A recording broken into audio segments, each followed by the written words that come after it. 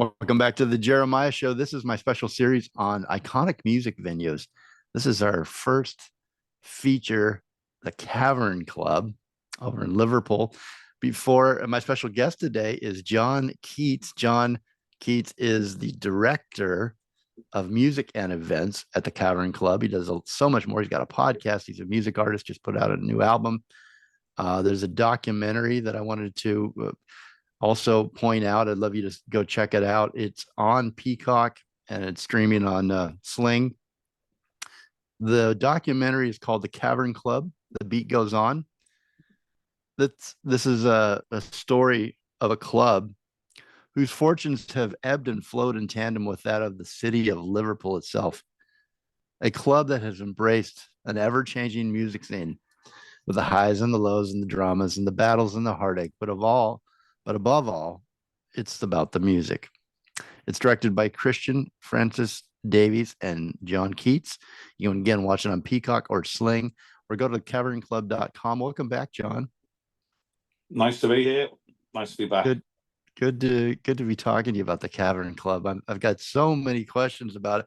When we left after our first segment, we were kind of exploring the area around the Cavern Club, and we were on Matthew Street.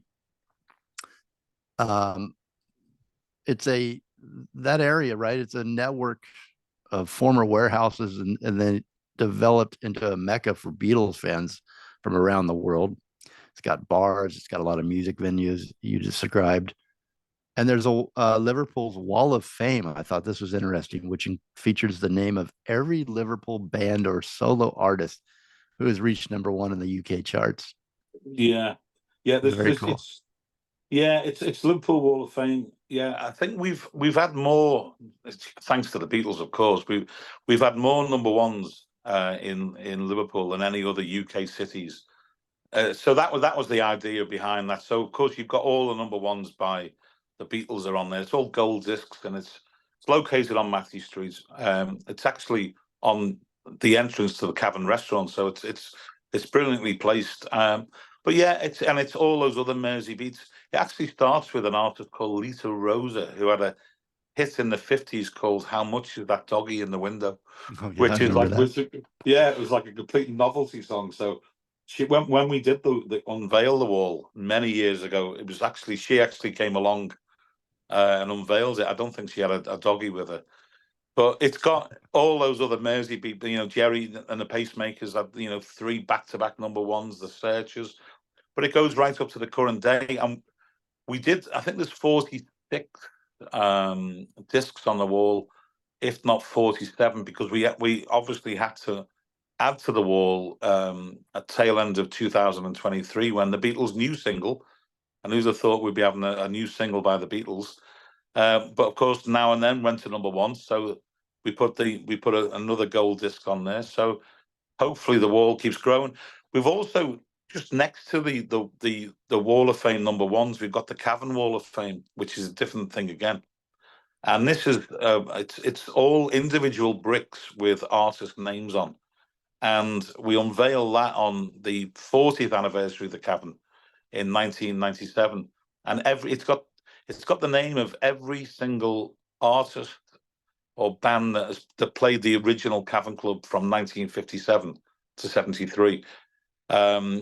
Since we unveiled it, we update it. So if we get like big artists now, we will add them into the Wall of Fame. So that's another part of like this rich musical like fabric, the history of what has happened on that street, which is the same we were talking about, like Broadway and Beale Street. We do a lot of work with Liverpool and Memphis. We're in the middle of a project with them, and we've got a huge piece of artwork. It's like 30 foot long by, I don't know, 15 foot wide, and it's a commissioned artwork piece depicting that musical relationship between Liverpool and Memphis, and that influence of the music coming out of Memphis on Liverpool, and obviously the Beatles, selling it back to America in 1964.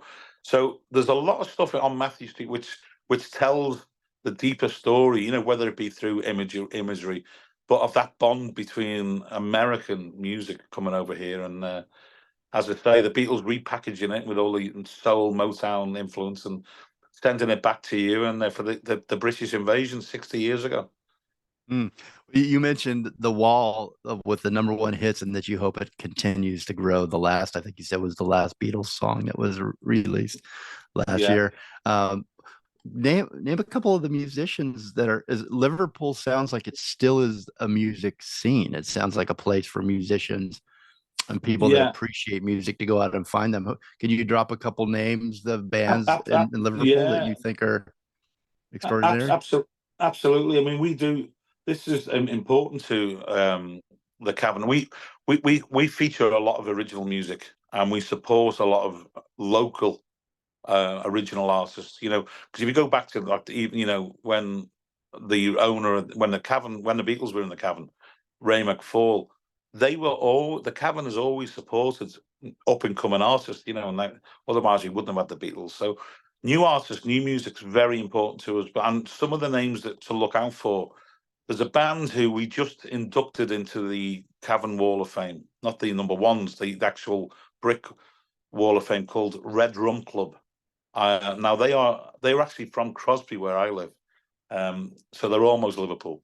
So they are a Liverpool band. They're called Red Rum Club, and their third album, or fourth album actually, went to #8 in the UK charts a couple of months ago. So we put them on the wall, and they tour. They've started to tour the US quite regular. So they're starting to, and their sound is quite. They've got a trumpet player there. It's quite Americana, and it seems to be going down well over there with you. So people should check them out. Red Drum Club. There's another guy, another Liverpool artist, Jamie Webster, who had played the Cavern many times.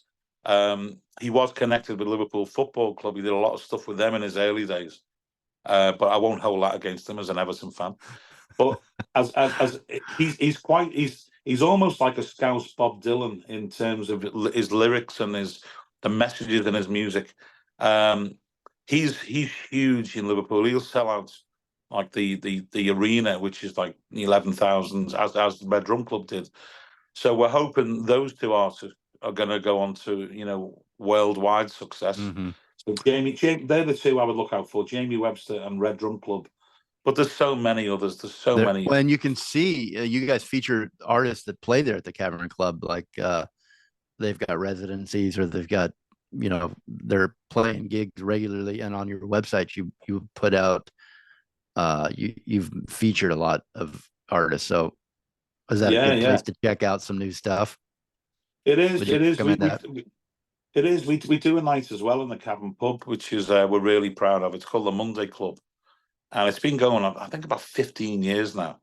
And we just thought we want to do an open mic. I remember going to New York 10, 15 years ago, maybe, and I stumbled upon in Greenwich Village.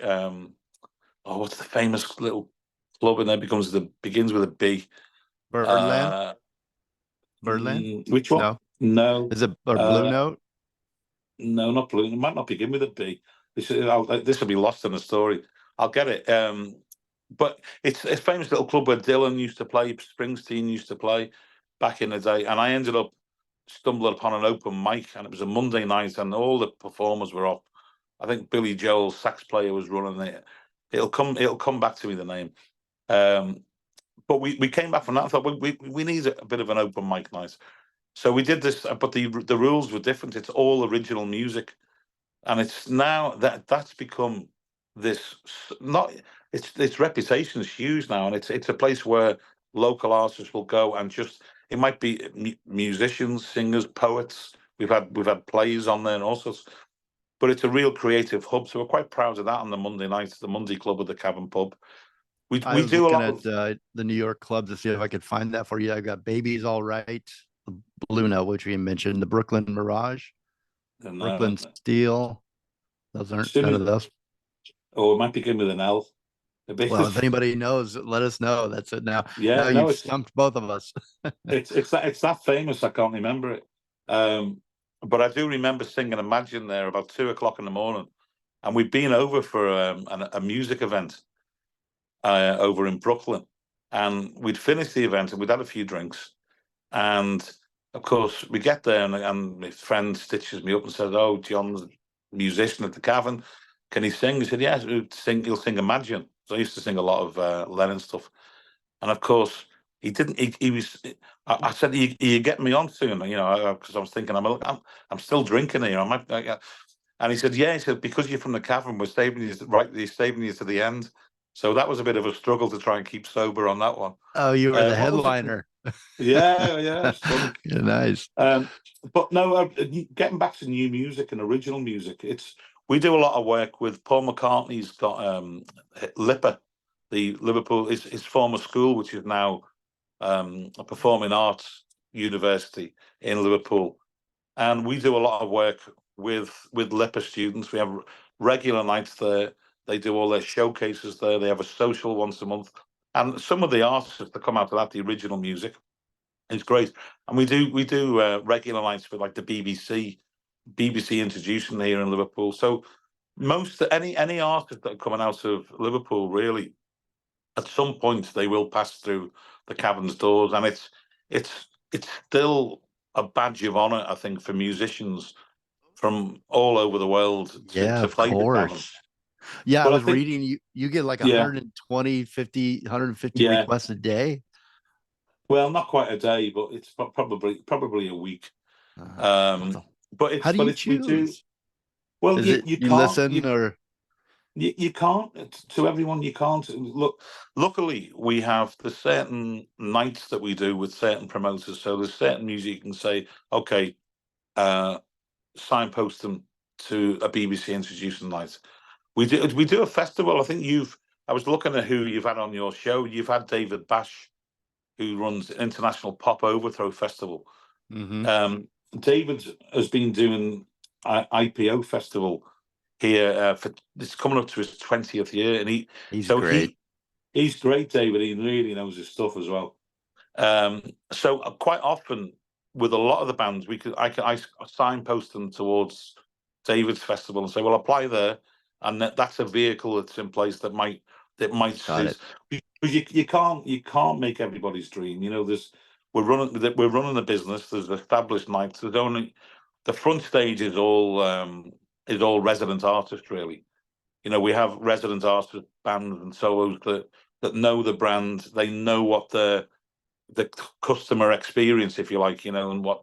So it's the Cavern Live Lounge, which is the bigger room, which we're flexible, and that's where we can put nights on and invite guest bands. But it's very eclectic what we do as Yeah. well. In terms of the style of music, it can be. We do try to embrace everything really, which I think a music venue that it goes back to what we said at the beginning, or you read. It's all about the music, and that music is to all ears. It's all different things. It's great. Yeah, it is all about the music, and playing at the Cavern Club is considered a pilgrimage for bands. It's an honor if they can play there and be a part of the Cavern Club. How many things in life can you say it's a pilgrimage to get there? It's that big. It's that there's not many places in the world that are considered that special and that No, iconic. And that I wanted to ask about, the Cavern Club. can I just interrupt you? I've just Yeah, of remembered the course. name of the club. I've got the name of the club. The Bitter End Oh in yeah, Greenwich. The yeah. Bitter End, yeah, it's still like was there and back in the day. Paul Hmm. Simon and all that. The Bitter End. Okay, we can Bitter we we end. can we can we can all sleep now. Okay. Yeah, just in time for our next commercial break. You cracked the riddle. You cracked Yeah, yeah. solved The the Bitter puzzle. End. Yeah, Well, yeah, I got to actually take a break, right, John, right now. But I did want to get one last question, and before we go to that break, I thought this was so interesting. The Cavern Club opened as a jazz venue, right? Wednesday, yeah. January 16th, in 1957. Were there notable jazz acts that played there? Any big names that Yeah, you recall? well, yeah. I mean, when it opened, yeah. I mean, like the likes of Ronnie Scott, famous musician. Obviously, Ronnie Scott is an iconic music venue now. I was actually there last week in London. Ronnie Scott came through the doors.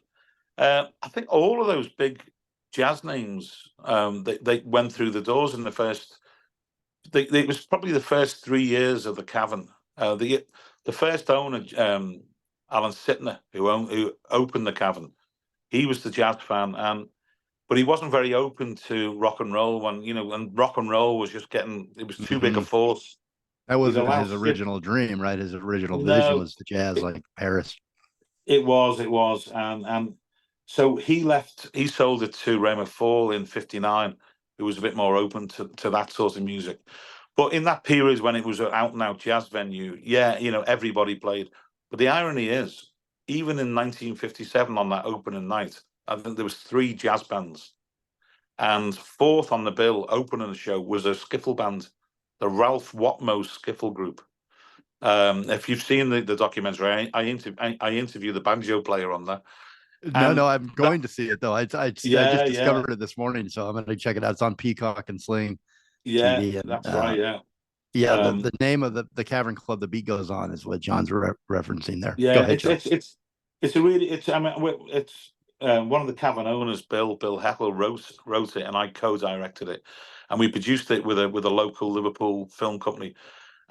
We wanted to tell the real story with that documentary, because there's been several documentaries over the years about the Cavern, but they usually centre on that 2.5 year period where the Beatles are there, then the Mhm. Beatles left, and that was it. We wanted to show the whole picture. But the jazz, everyone went through the doors at some point. And but what I was going to say, it was 1957. It's a jazz venue, and the Quarrymen, John Lennon's original band, what became the Beatles, they actually played the Cavern in the July of 1957. So even they got in on the skiffle thing, and they managed to Mhm. play. So it always makes me laugh when the Beatles made it and made it big, and especially in America in early '64. And people at the time were saying it's an overnight success. They've been going since 1957, learning their craft. So it's remarkable, really, what they It, achieved. what you guys have achieved over the years is just incredible, and it just sounds like it continues to build.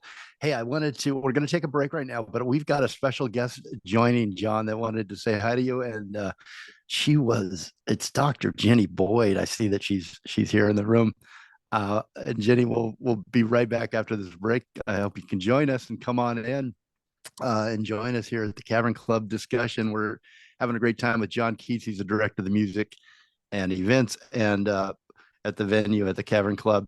Um, Dr. Jenny Boyd has written a couple best-selling books, and she was, and still is, in my opinion, the it girl at that time in the fashion scene and the music scene. Married to Mick Fleetwood, and hanging out with the Rolling Stones and all the cool cats back then. Dr. Jenny Boyd will be joining us on our return back. So don't go anywhere. Any Man Would Do the Same. It's a new record on Cavern Records by Jon Keats. It's available on vinyl and CD. You can go to cavernclub.com. It features 12 self-pinned tracks with 2 bonus mixes on the CD, and it features international Beatle Week favorites Mark Hudson, Earl Slick, and Steve Hawley. Again, go to cavernclub.com, and we will be right back.